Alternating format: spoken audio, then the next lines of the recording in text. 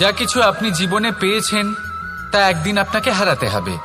এই জীবন হলো আপনারই, কিন্তু তাও একদিন সমাপ্ত হবে। তাই ভয় পেয়ে কি লাভ? এই ভয় শুধু আপনাকে জীবন যাপন করা থেকে বাধা দিচ্ছে, আর কিচ্ছু নয়। পথ হারিয়ে ফেললেই বুঝতে পারবেন যে নতুন পথ কিভাবে বানাতে হয়। কিছু মানুষকে জীবন থেকে হারালে তবেই আপনি বুঝবেন যে আপনার আপনজনকে। এই ভয়ের কারণে ভীত হয়ে থাকবেন না। এই তারা নক্ষত্র অন্ধকারের অভাবে গুরুত্ব হারায়। শিবকেও মহাদেব হওয়ার জন্য বিষপান করতে হয়েছিল।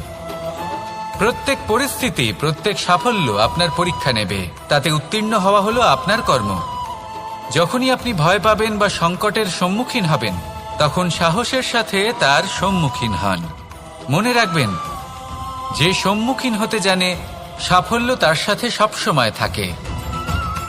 আসুন আর আমার সাথে ভালোবেসে